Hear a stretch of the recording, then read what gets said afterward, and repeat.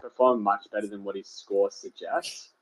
And I didn't bring him in just for his scoring alone. Like, I was hoping that he would chug out maybe a 70 average over the next few weeks. But I've also brought him in because of the role security that he has. Like, he's not moving out of that back six for Brisbane, and he should be a safe option for us to run in our back lines if we're concerned about the job security of our rookies down back. I mean, people are worried about Chester. I think he got injured, and that was why he was subbed today. We were worried about Constable potentially being dropped. We don't know when Cowan's potentially moving out of the team. And so that was part of the reason, because it allowed me to put someone like Jinby at D6, which made me a lot more comfortable. Yeah, I mean, I did the same thing. I mean, I certainly noticed him. I thought he looked good out there, but he did disappear for periods of the game, which, can be expected, obviously, with a defender like him. But yeah, the security did well enough, 5 points short of what I was hoping for. So, I'll take that for the time being. Perfect. Well, we will move on to the Port Adelaide and Collingwood game. So sort of not a great result for Port fans out there. But Tim, mate, did you get a chance to catch this game at all? Yeah, I did. I watched, I think, about half of this game. Yeah, I mean, look, once again, just really bloody good to see Collingwood's game style. What did you think of the game, mate? Yeah, Nick Dacos, that's what I saw of the game. I didn't have him in my side and I faded him, which I know a lot of coaches did, and probably a bit of a mistake that we did, but yeah, he looks really good. And I still don't understand why Port tagged with Lockie Jones and Power Pepper on Nick Dacos. I expected a Willem Drew to go with him or something like that, but then again, maybe just Drew not have the leg speed and the tank to go with the Dacos. So that was maybe not the best. Yeah, maybe not the best examples of attention because they're not exactly taggers, but I guess it certainly gave me. I mean, I was worried.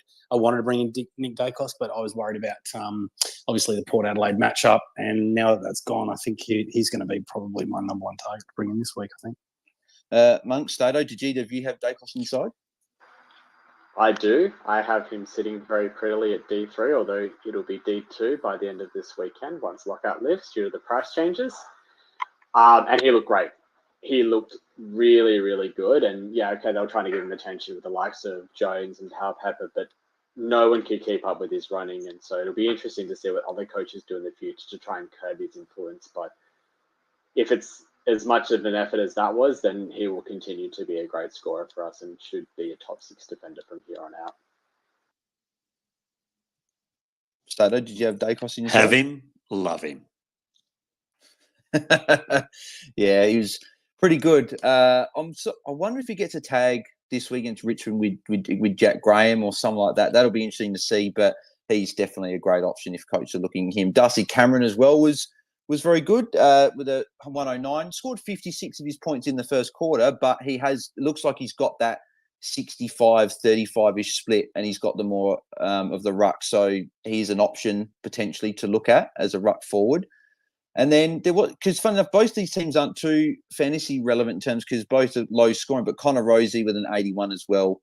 He did cop a head knock towards the end of the second quarter, so he was off for about the last 5-10 minutes or whatever I think it was. So he's definitely one that you shouldn't be too worried about. He'll bounce back. Anyone else want to comment on any other players in this game? Butters was one that was poor with a 59. Jason Horne-Francis. Another one, yeah. Gives away way too many free kicks, and with the other mid prices that we have as options up forward, I'd probably be trying to jump off. And probably Jordan Agoe is very close or in that boat as well. Yeah. I think it's, as Sada said before, it's the mid prices that aren't going to quite do it. You've got to probably try and jump off of those guys. And yeah, Horne-Francis, even though he had a 90 the week before, there was a few flags that people said that potentially with a 40-point quarter. How would you be feeling right now if you're one of those coaches that brought in a Jordan Agoe or brought in a Horne-Francis? I think you'd be pretty upset right now. Yeah, pretty rough. Pretty rough. Yeah, no, agreed. I think you probably have to maybe move on off of both of those guys. Moving to the best game of the round, besides the result, of course, because Crows probably could have won that game, but they didn't quite. But we have to start off with my man, Rory Lairdy's back. Anyone want to comment on how Rory Laird won the weekend? Because I thought he was magnificent. What's his average now for the year, mate? His average for the year? His average is 142 for the last week. What a bust. I thought he looked good, but I don't think he looked quite as good as he did in the back half of last year. Richmond are known to be a relatively easy midfield to score against, so I wouldn't be jumping at Shadows, but I also wouldn't have been jumping at Shadows last week as well. I mean, I think myself and a bunch of the other guys on the coaches panel were pretty vocal that Rory Laird is a player that you should hold. And yeah, I think that he's shown why he can still be the number one mid, and he could still average 120 from the rest of the season from here. So I think that if you've held him, you've done very well, and that it was the right decision to hold him. But yeah, hopefully the Rory Laird of old is back for the onus, and hopefully there's a time for everyone else to jump on when he comes down in price.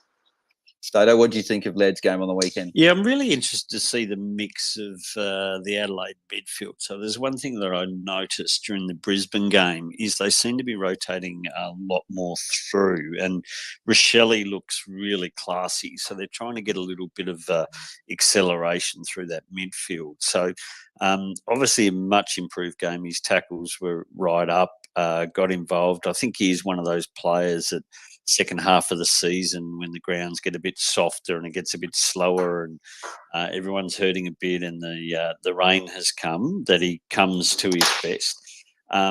Certainly I've got my eye on him, so I would have preferred that he just sort of pumped out a 110, so didn't totally disappoint the owners, but his price dropped a bit more. But I want to give it another couple of weeks to have a look to see if there is any real difference with that midfield mix, and whether there is a actual reason why, maybe not the 57, because I think we can add the heat on, but maybe the reality is he may be 10 points lower than what he was last year.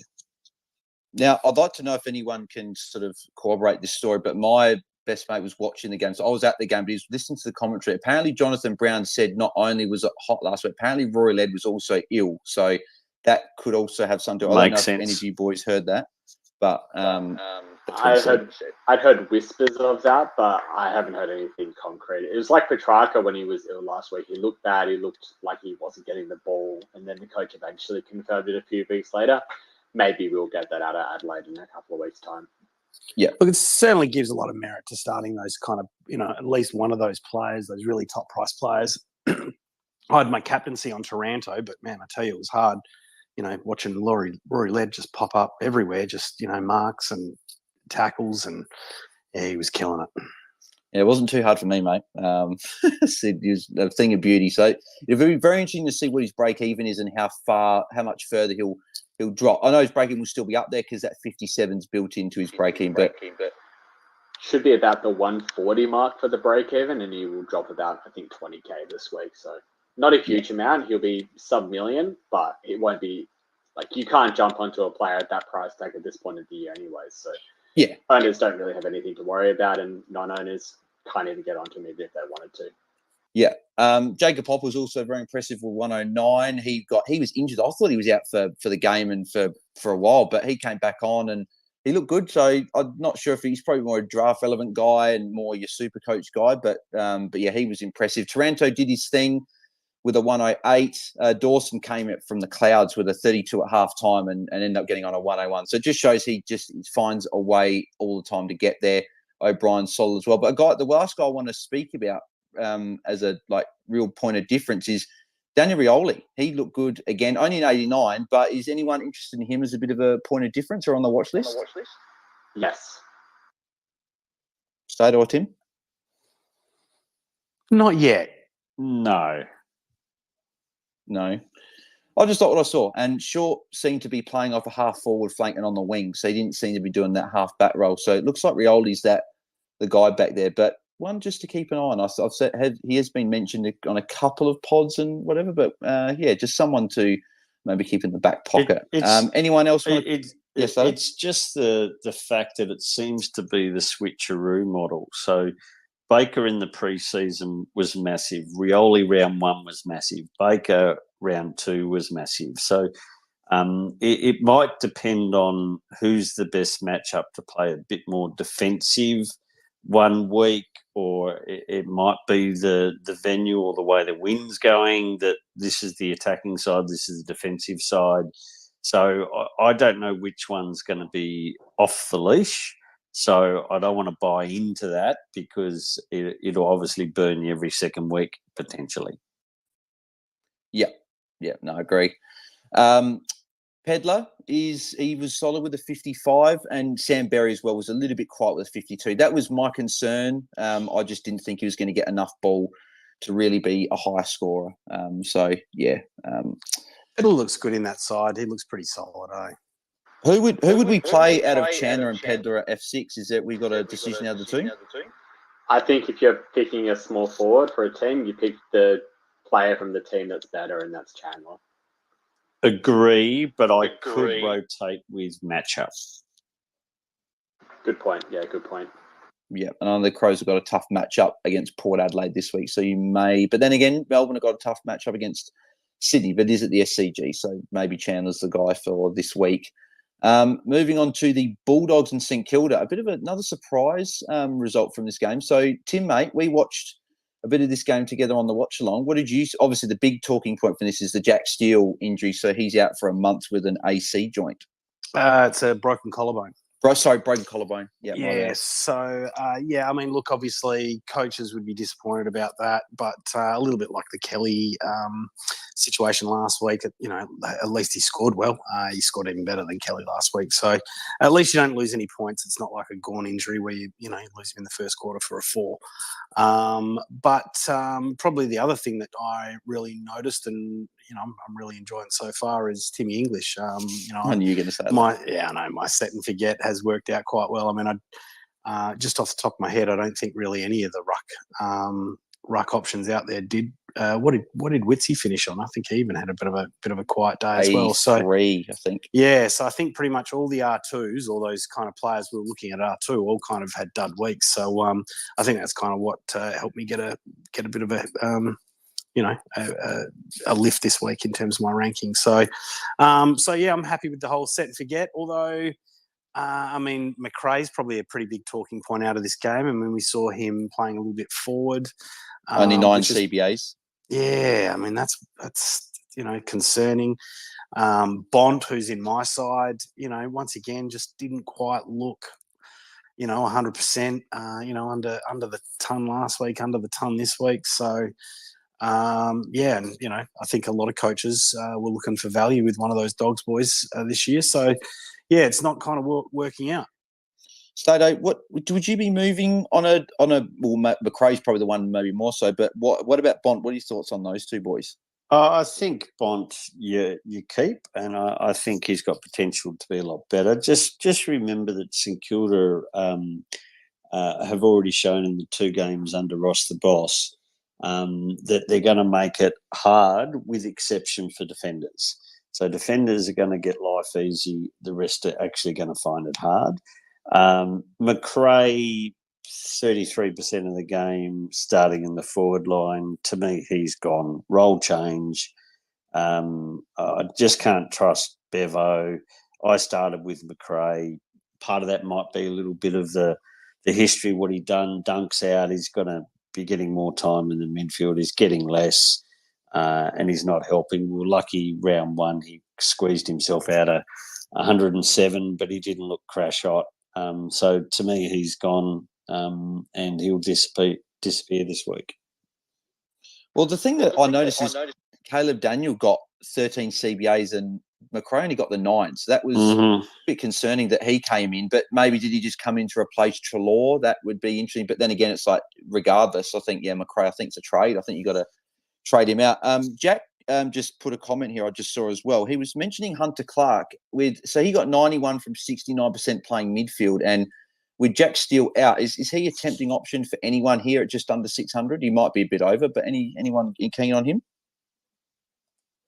Not really. Just not a great injury history, Hunter. So it comes with a fair bit of risk. The reality, he hasn't got any real proof of scoring. Bloody damn nice player. There's no doubts about that. But I just wouldn't go there myself. Perfect. Anyone else? Well, Philippou as well is probably another one. Got 42 from 3 goals. We're putting that down to maybe a difficult matchup against the Dogs, or is he someone that we'd prefer to keep on our bench? I think he has to be benched. I mean, we basically knew what his role was going to be coming into round one with the St Kilda injuries to their forward line, and we've seen that for the first 2 weeks where he's basically been playing as a medium to tall forward out of their forward line. You can't field him if he's going to be getting a 42 with 3 goals in that score. Tim?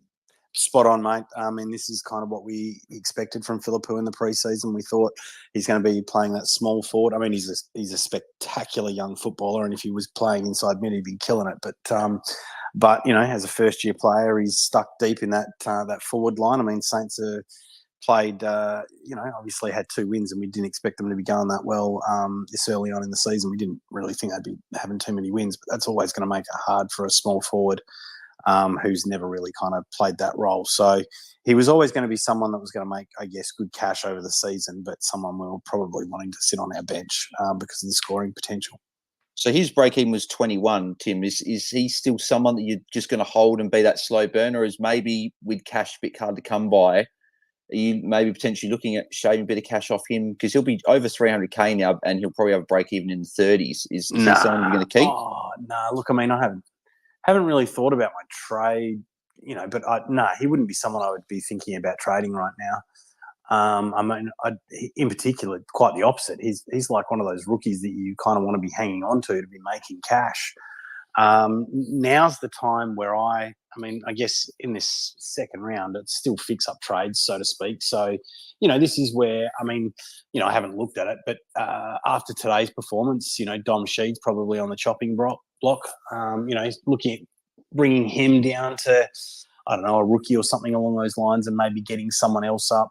Like I've talked about, Dacos being a target for me this week. So they're the kind of trades I prefer to do. I don't think you kind of want to be jumping off and flicking around rookies too much. You're just wasting trades on in the place where you could be making money. Yeah, no, I agree. I'd keep him. I just thought I'd ask that because there will be people out there that see over 300 poor score, maybe got a high break even. So no, I would be holding him as well. The one to talk about out of the St Kilda defenders, actually, when we're talking about Clark before, it's not Clark, it's Stocker, the one that you actually need to talk about. He's got the role.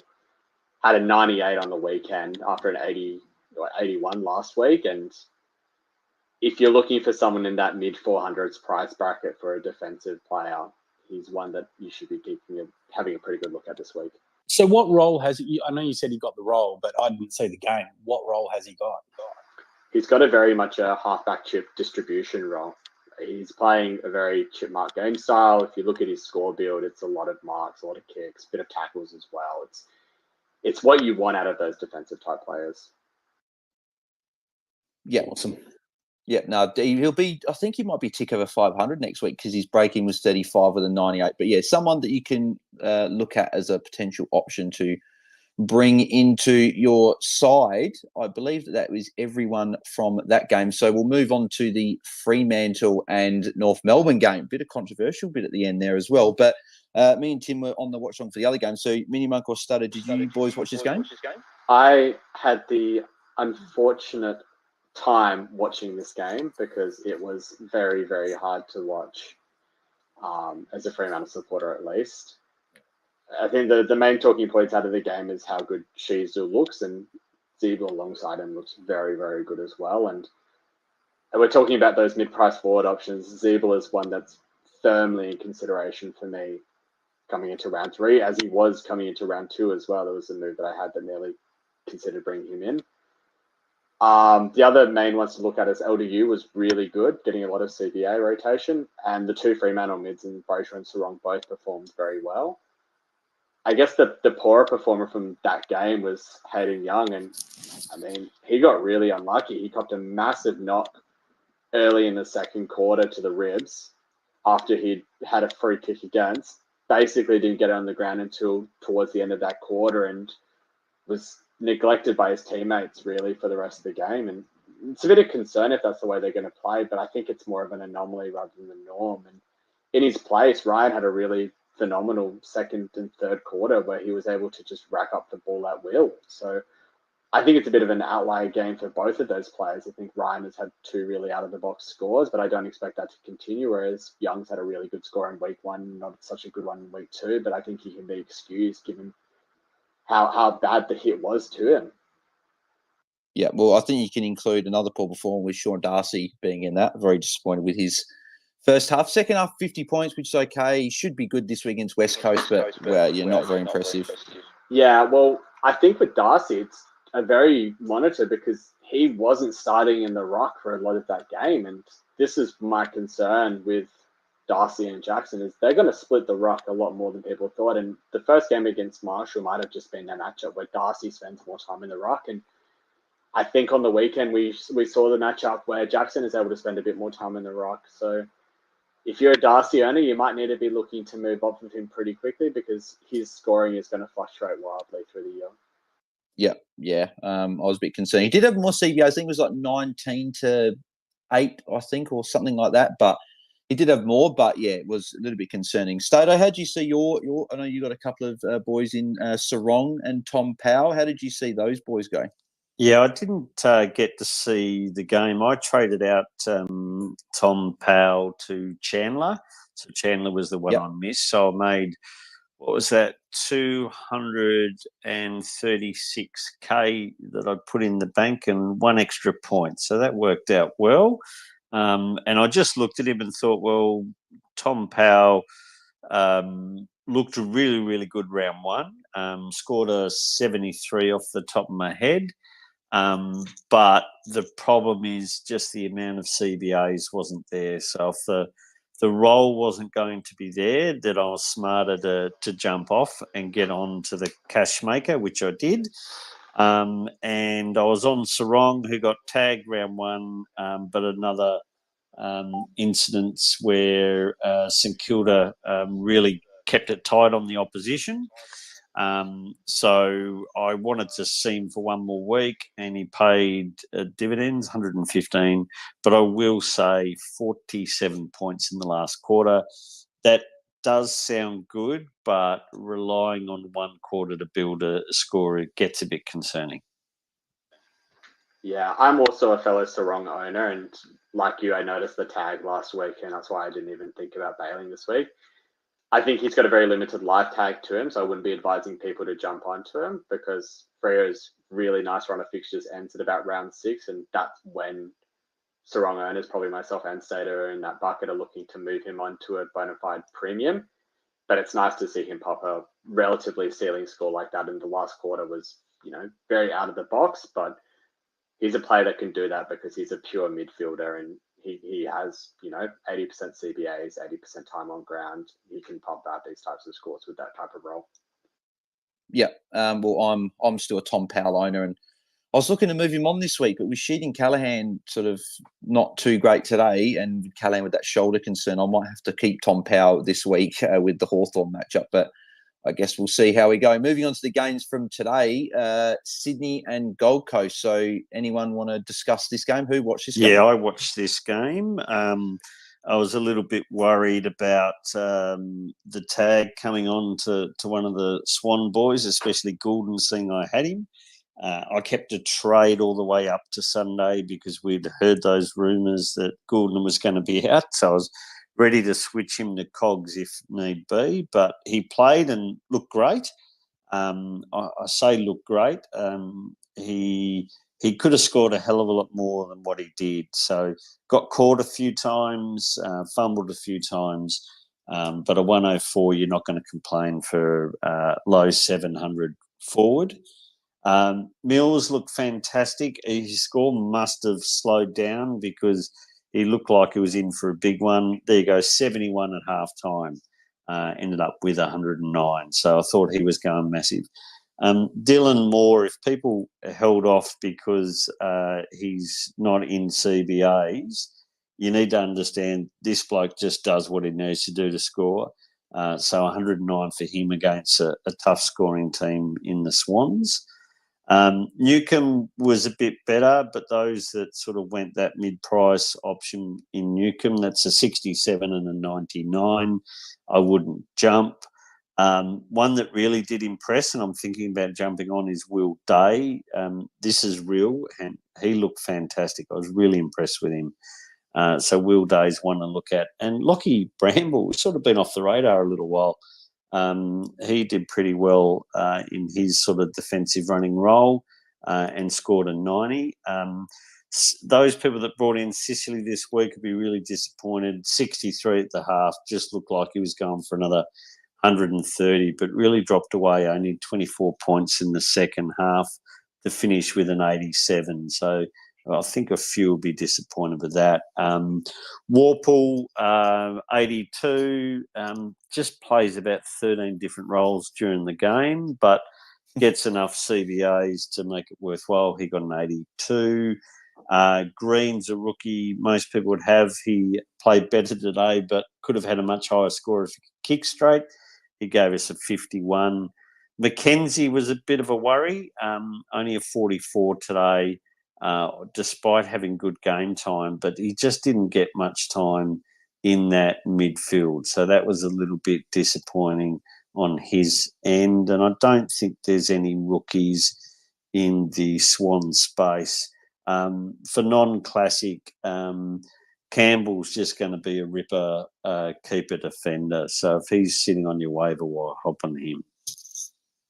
Yeah, no, he looked very impressive. He's been that one that's taken the back seat, I think, from Warner and Goulden, but he's certainly got especially when Jake Lloyd is not there anymore, he'll take that role, and I think he'll be very good. But Will Day had 15 of 25 CBAs, so he had a lot more midfield time this game, and Warp had a little bit less. So I do like him as an option. Anyone else want to comment for anyone else in this game?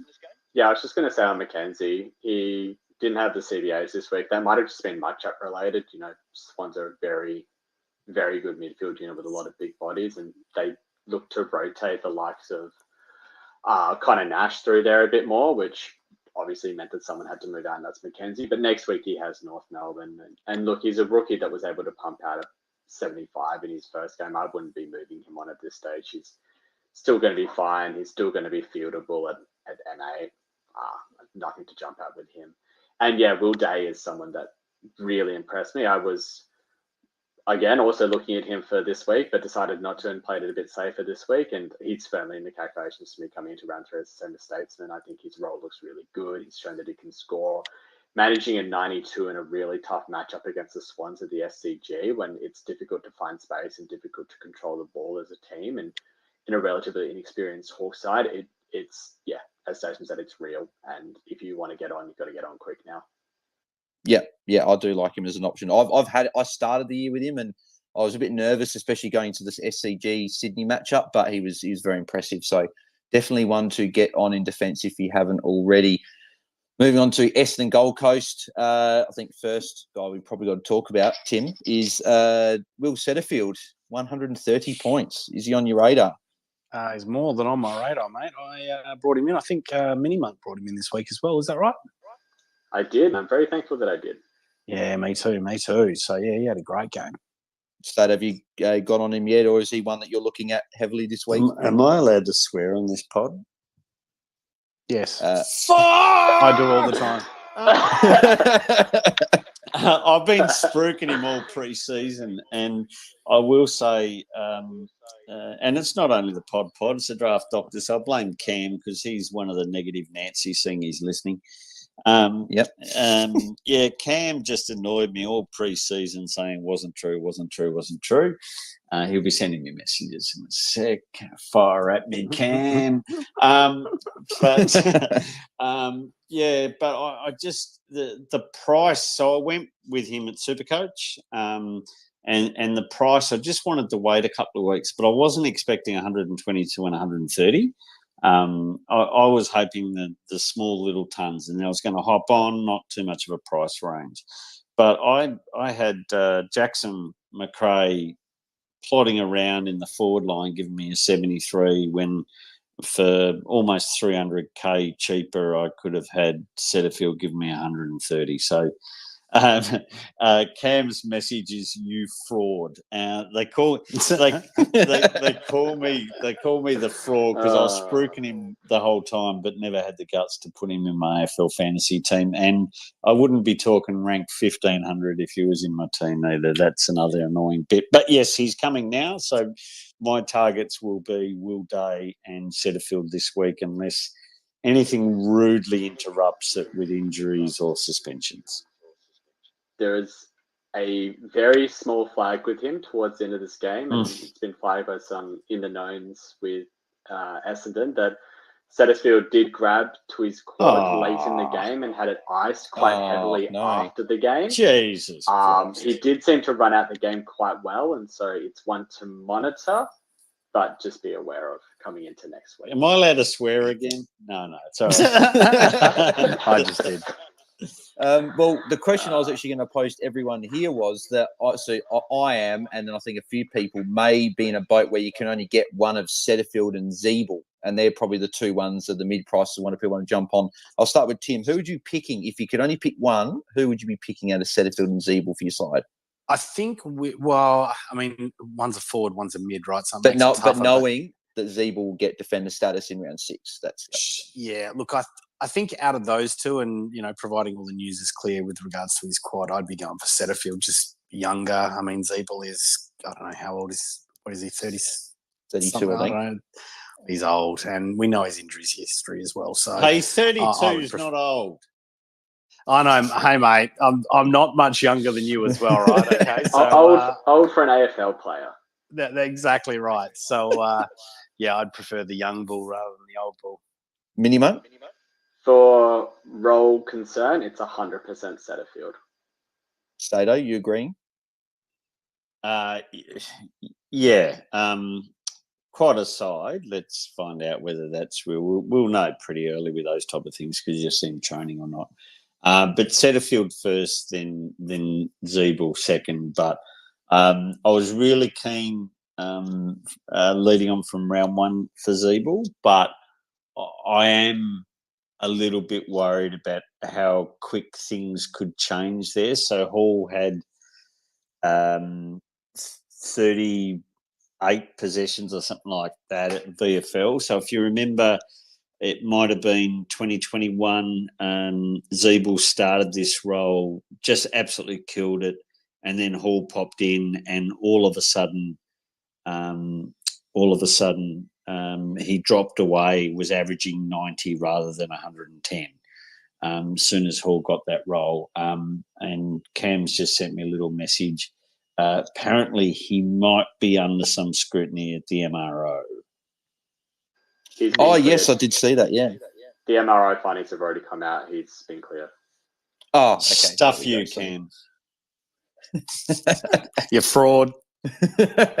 I was just going to say that with the thought of Hall coming back in, it looks like Sheasel is the one who's playing the Hall role and actually taking the game on a lot more, whereas Zeeble is playing, frankly, some very accountable football and actually having to peel back and play man on man.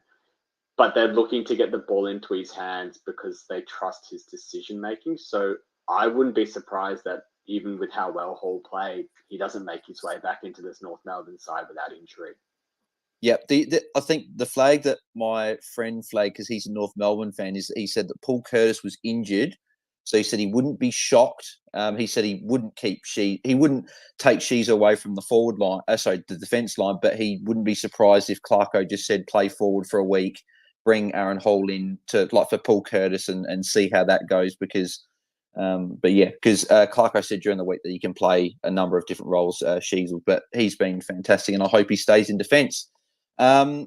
Anyone else interest anyone from this game? I think, Matt Rao caught my eye. He got a few marks. He only got a 95, but the thing that I noticed was he was peeling out into space and getting a bit of open play. So was anyone noticing that exact same thing as well? Look, at the end of the day, only idiots would look at Rao as an option. I say that because Dossie picked him up and Dossie's listening. But look, he was chuffed with his 95. And you're spot on. It looks like he's got a bit of the spread back, which is the first time we've seen that for a while. He was working really hard to impact that game. They lost that game, but it was by no means Matt Rao's responsibility. He was giving it all. There were a few others that needed to lift.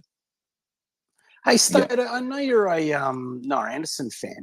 I noticed his output's been considerably lower so far these first 2 rounds. What's going on there? It's a really good question, and I'll just pop the game up just to have a look. But look, I was really surprised with the preseason game. He just got a 50 and just looked like he struggled to get into it. So he's given us a 78 round 1 and an 83 round 2. Now, I don't know if he's just a bit off it or they're spreading the roles right across the board.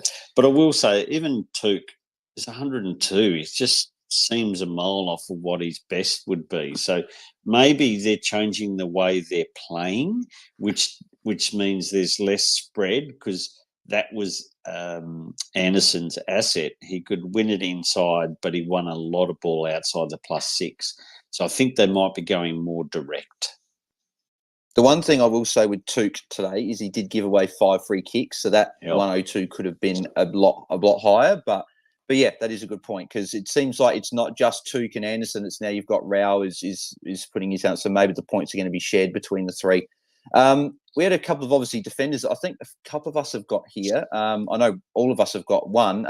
Charlie Constable with an 81 looked good with his disposal, and he didn't turn over too much. And Andrew McGrath was an 88. A few people complaining about it, but I guess the defence is it's a bit of taking away, probably, like, obviously Doc's expensive and your day cost. No one's really putting their hand up as a must-have, sort of mid-price / premium defender over 650. So is anyone sort of not worried about McGrath, and our thoughts about Constable as well?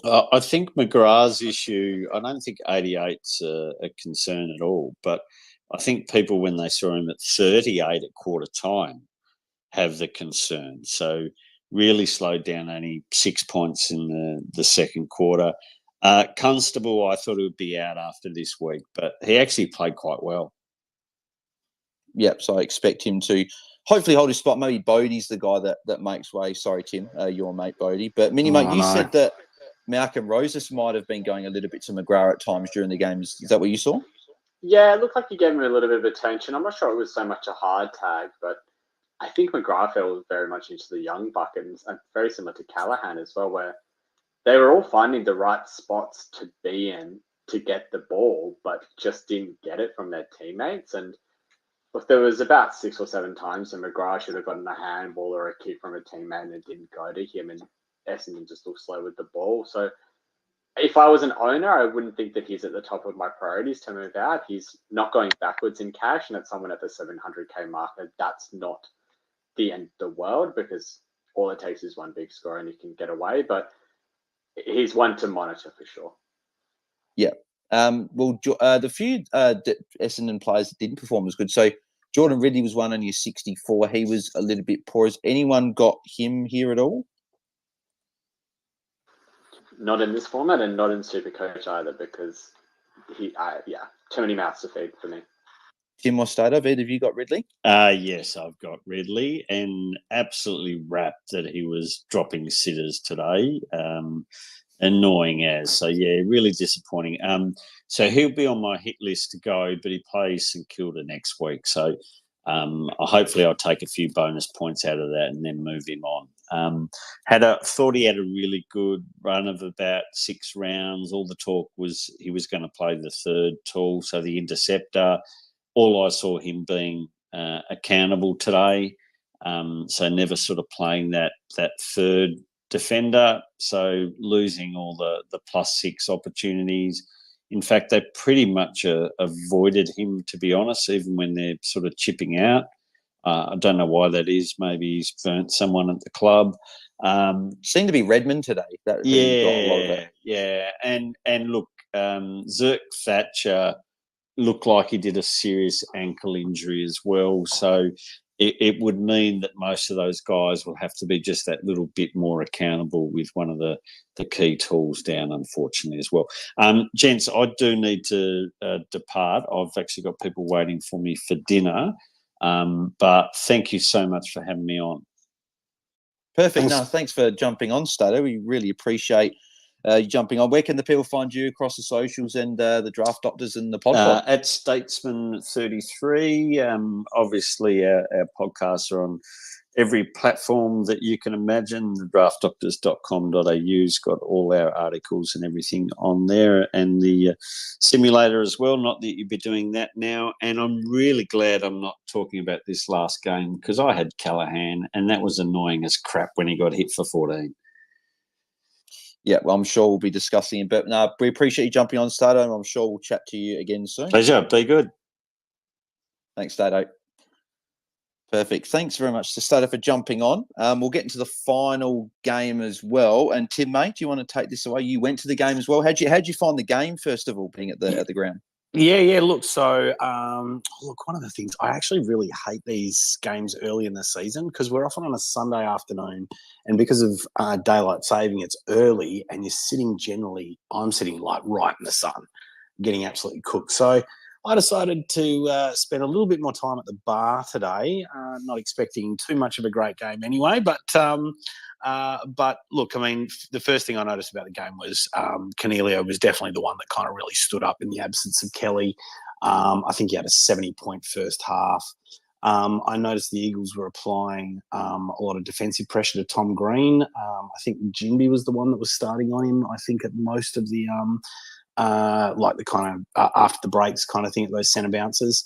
And if it wasn't Jinby, I think Dom Sheed was often standing pretty close to him, paying some very close attention. But he still, and I think he kind of was running a little bit lower during the game, but finished pretty strong with a 90 there. I didn't see it? Sorry, was Stato saying that Finn Callahan got hit? I saw him playing a lot out on that wing. Yep. He had a really bad shoulder hit. And he's had shoulder issues before as well, and I thought that was Jacob Weir, but he got. Hit both. as well. Yeah, they both had bad hits, but there was a lot of concerns that Callahan wasn't going to come back onto the field, and they spent a lot of time assessing him in the back half of that first quarter. And then he was very ginger after that as well, and struggled to tackle and take marks from that point onwards. Yeah, he didn't actually touch the ball in the second quarter, I don't think. He got his first touch, I think, a few minutes into the third quarter. So it was good that he finished off well. He got to, I think, 61. But for me, I think we've all got coaches would have liked more than that, I think. I mean, I think there would have been a lot of coaches probably trading into him this week as well, with Kelly and a few of the other things happening. So a little bit disappointing, but 61's not too bad. I'm actually looking potentially at moving off just with that shoulder concern. I don't want to have him in a game and he has a hit to that early and gets injured. So I'm actually potentially looking at that might be my cash grab to get a Setterfield maybe by going him down and playing a Hollands on field and going up, maybe going to a Bailey Humphrey as like maybe a bit of a loop option for unless he comes back in, then I might just grab him anyway. But that's definitely something I'm looking at doing. Sorry, go on. I'm an owner of Callahan as well, and I'm going to be monitoring the word from the club. But look, if he's priced at 50 and he's pumped a 61 in a game where he's had a massive injury and basically not touched the ball during the second quarter, if he's playing next week, I think he's a hold. Like, he's still going to go up in cash. You can still average 75, 80 from here, and it's better than having to field a rookie with no job security at MA. I think that it's fairly safe. Well, one that we'll talk about, Tim, I wanted to get your thoughts on his game. So Dom Sheed, a little bit quiet again. He ended up with what did he end up scoring? Was 72. 72. Is that? It's hard because he's got the role. He definitely has the role. But kind of still looks a little bit slow. I mean, he did miss a year of footy, so maybe we do have to give him a bit. But I think he might fit into that camp a little bit like a Callahan this week, where, and depending on how teams go, I mean, obviously we've got a Jack Steele injury, we've got a Max Scorn injury, but maybe not too many coaches have got too many bullets. So maybe these kinds of trades are the trades that might be on the table this week. Like, you definitely could hold a Dom Sheed, you definitely could hold a Finn Callahan, but at the same time, they may be. I mean, essentially they're mid-prices whose job is to make you cash. And then, Dom Sheed, what's his break-even? His break-even was 66. Yeah, so I mean, he's going to go up like 5, 7, 8 grand. Like, it's not really doing its job, So it is definitely a play to move someone like that on if you don't have bigger problems. But, it's It's just after the final siren. I remember last week after our first round, I was throwing out, I'm going to trade this person and that person. And then, of course, give you a couple of days and everything settles down. Mate, that's the beauty of a Sunday night. I would much rather move Sheed on than Callaghan on. Yeah, because that's the decision that I'm way more cash on. You said that's for sure. Yeah, that's because we'll go through our trade soon, but that's and one's going up in price. Even with the 61, Callahan's break even's still going to be in the 30s, maybe a low 40, whereas Sheeds is still going to be in the 60s. Yeah, exactly. He's got 150k more on him. And I think Sheed as well. The West Coast have got a little bit of a tough sort of month or so. They've got Freo next week. Tough 7 rounds. The big 7 rounds of tough games. I don't want to say it incorrectly. How do you guys pronounce it over in the West, Tim? The Derby, mate. The Derby. Yeah, the Derby. Yeah. I thought it was Derby, but I think I've said Derby once from people, and people just like, shame on you. It's not Derby, it's Derby. So can we also just take a moment to appreciate the fact that the Eagles are above the Dockers on the ladder? I'd rather not, thanks. Hey, look, I think this is the only moment I'm going to have all season, so just let me take it, all right? I wouldn't be so sure. But yeah, so with Dom Sheed not making money and Freo, Melbourne, Geelong and Port Adelaide, and then you got even Carlton and Richmond after that, I'm probably him or Callaghan. After thinking about it, probably Sheed could be someone that I look to move on. So definitely something I'll be looking at. Someone say before as well that Chesser got injured? Yeah, he got subbed out of the game, and the club said it was due to injury, but I haven't seen any follow-up as to what the injury was yet. Yeah, I didn't see an injury. I don't know if it might have been just management or I'm not sure because look, the other thing is it doesn't really matter. The guy is, he's not going anywhere in terms of price, is he? And to be honest, it's not the worst if he was to be rested for a week because you can maybe loop on if D6 if you got a Wilmot and a Bodie if he holds or a Cowan or something if they hold, you might be able to loop the best score out of those. So that's something that could potentially be, but I'm not sure. We'll just have to all keep an eye on the news and what comes out. Anyone else from this game? Obviously, Jinby was impressive again with a 71 as well, Tim. Yeah, very. Look, it's amazing. Well, it's a bit of a shame for him that he's playing in the same year that Sheasel is, right? Because otherwise we'd all be jumping up and down and raving about how amazing he is. Yeah, and then also, Jaden Hunt as well for people that held on to him. He got an 86 and looked a bit better and looked to get a bit more involved with the West Coast. Kicked 2 goals as well. One was from the boundary that was quite nice as well. But anyone else want to talk about any other players in this game or move on to some listener questions? Maybe just mentioning someone like Noah Long. He looked okay, but basically his entire scoring came in the third quarter and the second quarter rather, and that's a concern for a rookie. So if you need to move a rookie on, he's one that I wouldn't begrudge moving on. And probably the same with Chester. I wouldn't begrudge moving them on, given they don't have the propensity for high scores, even with their job security. They might be very slow burns. And then I'd just say that, Green of the Tom variety to get a lot of attention from Jinby at stoppages, and he'll have better games. A 90-odd from someone you're paying for as, an expensive mid-price after his 128 last week. He might have been gassed after that in the flight across to WA, but it's still a fine score, and he's still someone that if you don't own, it's not bad to move on to. Well, that's what I was going to say. Yeah, it seemed to be that a lot of the Giants players, they scored, especially Luke Canelio, he was on 70 at half time and he only ended up finishing on a 103. And I think a few people were expecting and me included, was expecting a 120 to be put on my head as a non-owner. And I thought, here we go. But he ended up slowing a little bit. And then, as you said, same with Tom Green, got a little bit more involved last quarter. But they looked a little bit underdone. Plus, they were missing a few guys out. So I'm sure they'll be better for the run. But when Setterfield goes 130 and I was deciding between him and Tom Green, it's certainly not, doesn't make me too happy after seeing that. So, but we'll go through a few listener questions. We've got a couple here just in the last few minutes or so. So appreciate everyone jumping on. Hey, Bales, mate, I've got a question first. This is maybe for all of us, not that I even have thought about the answer to my own question, but who might be your top trade-in targets for this week? I think Setterfield. I think it's the name we were talking about just before. It has to be Setterfield. Or, obviously that's behind all of the rookies. Like if you don't have Jinby, Wilmot, Hollins, Ashcroft, McKenzie, Davey, Chandler, Menzies, Sheasel, if you don't have all of those 10 are the priority, number one. And then after you start talking about rookies, then it's probably Setterfield. Yeah, no, I agree. And then Zeebel's probably another one that's not a good option as well to look at bringing in. So yeah, Zeeble, Dacos,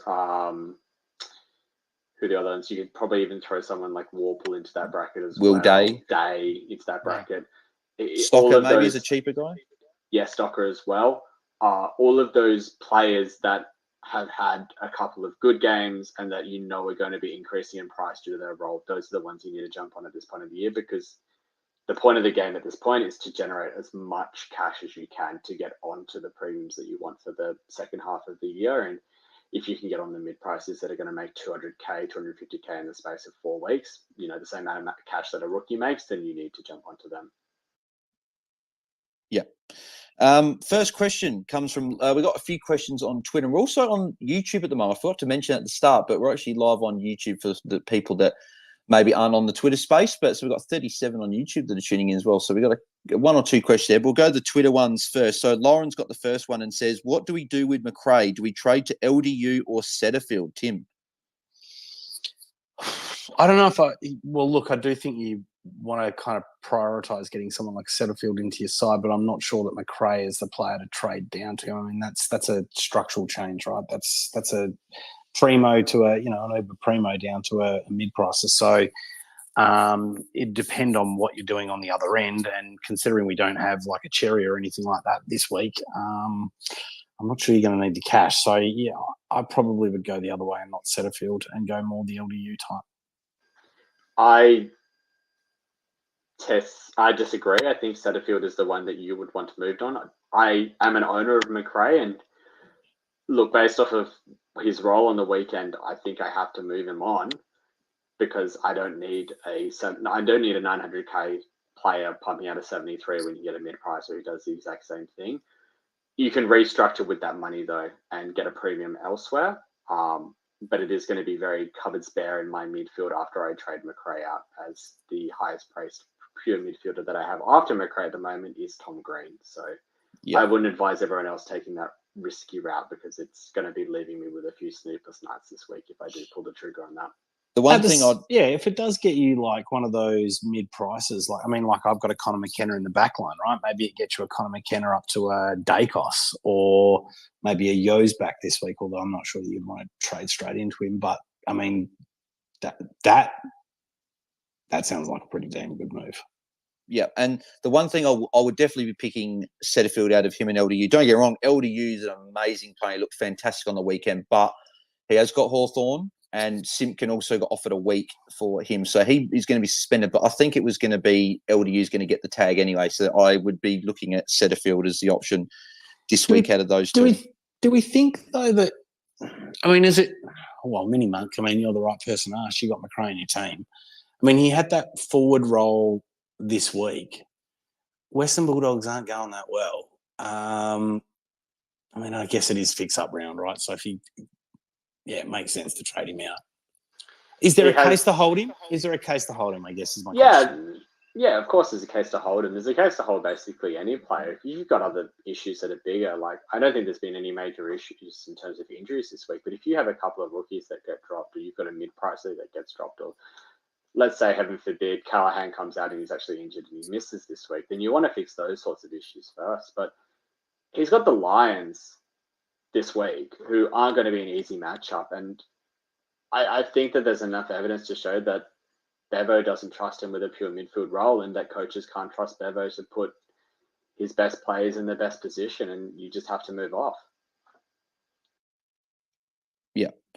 Anthony's asked this one here. Do we trade Bont to Setterfield? Is Bont, are we holding? I think we've got to hold Bont.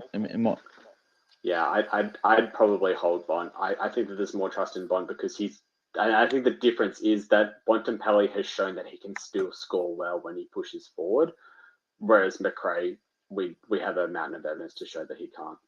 Yeah, and he's been having that pure midfield role as well. He still had, I think, the second most CBAs for the game. So I'd be holding Bont there. I'd be looking to another way to get Setterfield. What have we got here? We've got, as I said, Stocker worth a look, even playing the break-even game. But, is Stocker a guy that we'd be looking at? Yes, definitely.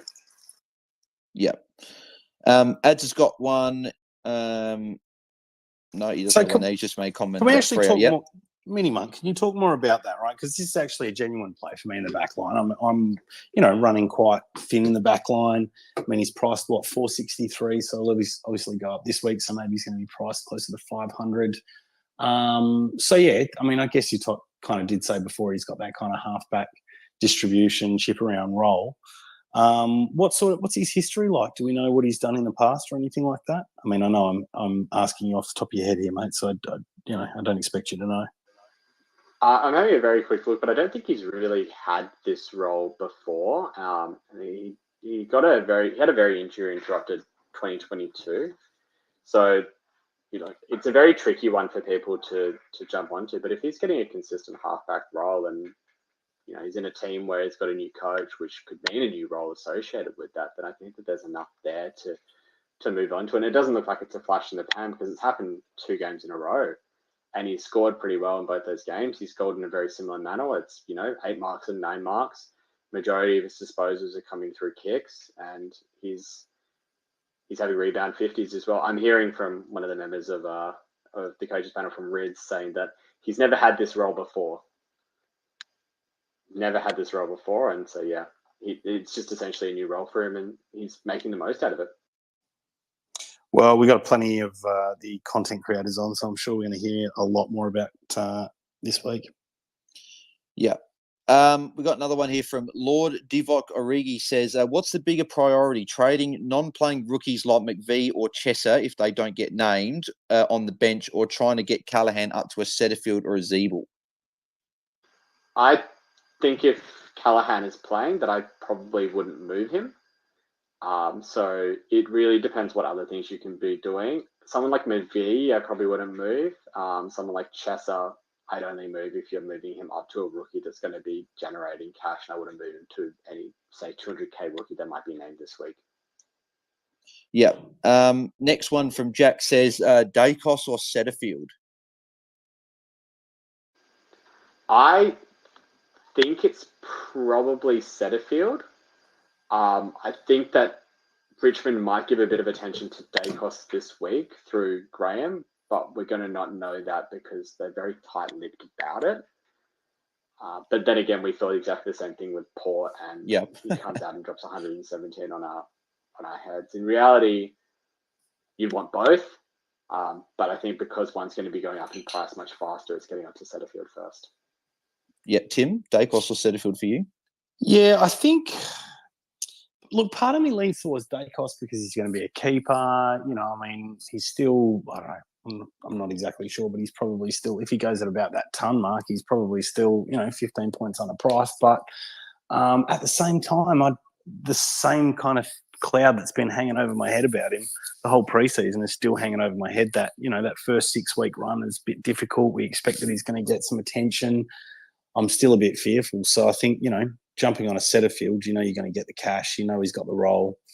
I think it's a bit more of a, I don't know, I feel like it's a bit of a safer play, but I think I think a lot of coaches are going to be pivoting towards Dacos in the next week or two anyway.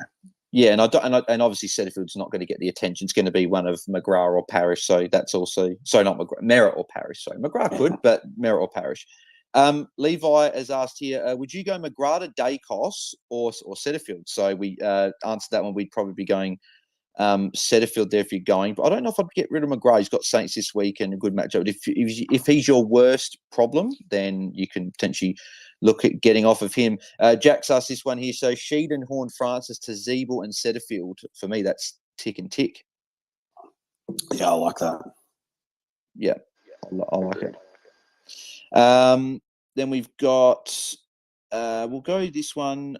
Thoughts on Bailey Smith getting 30 to 40% CBAs? That one's from Nathan. So is anyone concerned about Bailey Smith, or are we just still backing him in?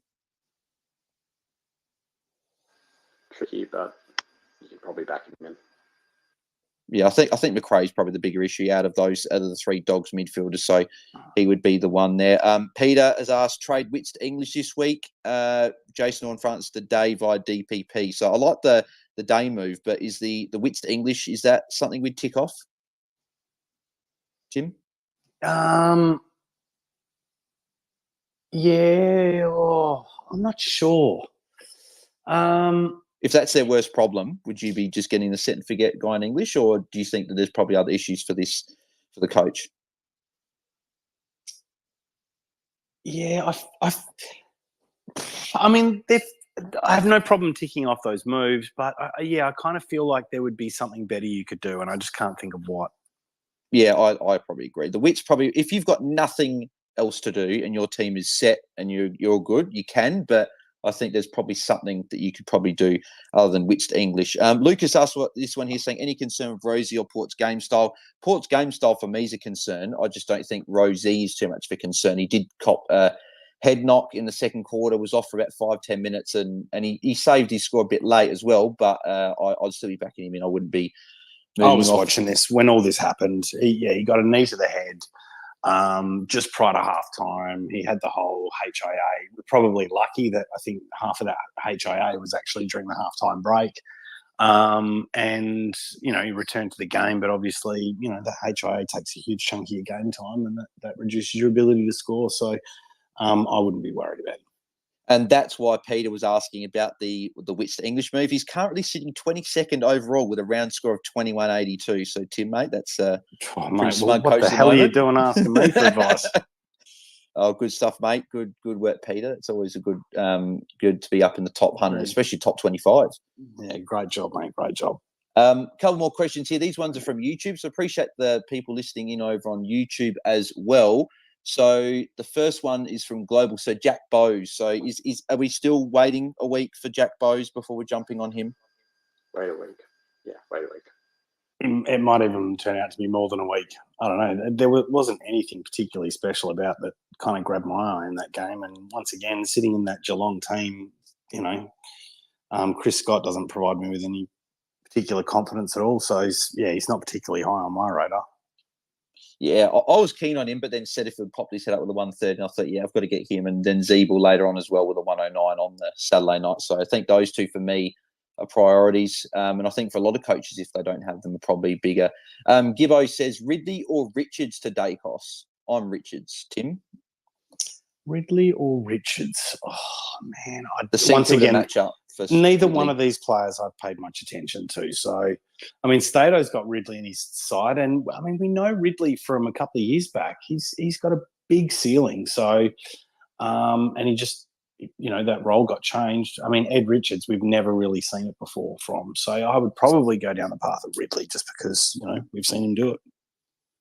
Yeah, MiniMonk, what are you going out of those two? Probably Richards. Richards, yeah. Last couple here. David has asked on YouTube. He says he's not interested on Day as he's hoping McKenna and Constable keep getting money. Would it be silly to drop Doherty to a Day cost and then Brun to Laird? I don't think you can trade Doherty personally. You've got to keep him. Yeah, wouldn't do that. I'd find another way. Yeah, David, I'd be finding another way to get Brun up to someone like a Setterfield or a Zeeble or something like that. Hugh said, just want to say thanks, followed our advice and scored top for the Randy's Family League. Good stuff, Hugh. Good work, mate. And then the final one here is from Dave. He says, I've got the mid-prices who popped. Do I focus on getting a Long or a Chesser to a better cash gen rookie, or take a Hunter Clark to a Nick Dacos? If rookies, it's Long to Bytel, too much cash to spend on the... Well, Bytel, we don't know if he's going to be in, but we're ticking off the Hunter Clark to Dacos move. Like I was flagged maybe Clark as an option, but is Clark getting up to Dacos a move that we'd like to get to? Probably see if there's a better rookie fix you can do rather than going from Clark to Dacos. Rookies are more important. Tim? Yeah, look, it's hard with these kind of questions because you don't know what rookies he's got sitting on the bench. I mean, maybe he's nailed most of his rookies. I don't know. So, I mean, I do like the sound of a Dacos better than a Hunter Clark, but like MiniMonk said, we're in fix-up rounds. You've got to focus on cash gen. So you've got to make sure you got those rookies that are making money. Yep. And the final question comes from Athon on YouTube. He says, thoughts on McRae to Grundy via Darcy Cameron DPP? Yeah, this is a great question, actually. Now that Gawn's out, I mean, he's not out for very long, but 4 to 6. Yeah, what MiniMonk, what do you think about a Grundy play? It's very high risk, but high reward play. Could be on. Beautiful. All right, well, I think that's what we'll do. It's obviously late for a lot of people, so we appreciate everyone that tuned in over on YouTube as well as Twitter. Obviously, Twitter's where the main focus is as well, but we appreciate everyone tuning in. Tim, mate, what are you all looking at doing with your early trades this week? If you've had maybe a couple of seconds to look at it, mate, like I said, haven't really thought about it yet. I do want to strengthen my defence. Sheed's probably on the chopping block. I've got pretty much all the rookies, so yeah, there might be some kind of move there, like Sheed down to someone and some money on top of maybe a Connor McKenna, or maybe even, yeah, I've got to have a look at the options. I'm not really sure. It's too early yet. Yeah, I'm personally looking at going a Powell down to a Bailey Humphrey, and then even if he doesn't get names, he'll be able to loot the best score of Hollands and Chandler on field. So, and then I'll be using that cash on top of Sheed to get to Will Setterfield. I think, MiniMonk, what are you looking at as your early rage trades / trades for the week? Very convenient because Lockout's just opened. Cool. And I'm thinking of moving McRae and Chester and grabbing Zeeble and another, but we'll have to see how that goes. Well, on that, Bales, if just very, very quickly before the yes, it has. So I'm just going to give an update on the AFL Fantasy Content Creators Cup. So I was actually just about to ask you about that. Yeah, Stato's still in the lead with overall ranking 1526. DC Caterpillars 2,500. Dossie and Nick from BEP are in the 6,000. Oh, hang on. This is not. That's not right. That's not in rank. Sorry. Or maybe the league hasn't updated. Yeah, maybe it's. Let me just try again. Ladder overall. Is that better? Yeah, that's better. Oh, hang on. Stato, 1,500. DC Caterpillars, 2,500. Guesties, Gerbils, 3,300. Mitchmond, 3,800. And then Dossie slid out to 6,000. Oof. He was listening before. There he is. Dossie, that's a bit of a pill to swallow on round 2. Yeah, so yeah, most of the coaches there, the top 8 are all inside the top 10,000. And Matt from BEP, he's the lowest ranked coach, 58,000. Holmesy's Heroes, 52,000. That must hurt. Xavier Ellis is even 51,000. So yeah, but look, early rounds, so a lot to happen. Yeah, no, definitely keep up to date with what's happening with the Content Creators Cup. We'll let you guys know throughout the season, give you updates in the Twitter spaces. So keep tuned to for that. So we appreciate everyone jumping on and listening tonight, especially the people that sent through their questions. If you want to keep sending through your questions, tag us at AFL Fantasy Fans on Twitter, or hit me or Tim or any of the other content guys out there up with questions. I'm sure we can all get to answer those. Don't forget, each Sunday night at 4:30 p.m. Australian Western Standard Time. But I think it might be changing, Tim. Is it going to be 5:30? Yes, because daylight saving ends in the next few days. So, look, stay tuned. Make sure you follow the AFL Fantasy Fanatics Twitter account, and we'll update you as terms of the time but it'll be just after the final siren of the next round. Yep. So next week, I know that 5:20 Eastern is the Derby, so we'll be on at 8 p.m. Eastern next Sunday. But we'll let you know on the socials. And remember to also listen to the Twitter Spaces as podcasts at AFL Fantasy Fanatics, wherever you get your podcasts. We would really appreciate a review and rating wherever you get your podcast. So, MiniMonk, thanks for jumping on, mate. Where can people find you on the socials and on the podcast coaches panel? Yeah, sure. So I'm at MiniMonk10 on Twitter, and I'm with the coaches panel for podcasters. Perfect. Thank you very much for jumping on tonight, MiniMonk, and thanks for Stato as well for jumping on before as well. Tim, mate, where can people find you on the socials? Tim Guest AU, mate. Perfect. Go and follow Tim across those, and you can find me at BailesDT on the socials as well. So we appreciate you guys tuning in, and we'll catch you guys for the next Twitter space next weekend.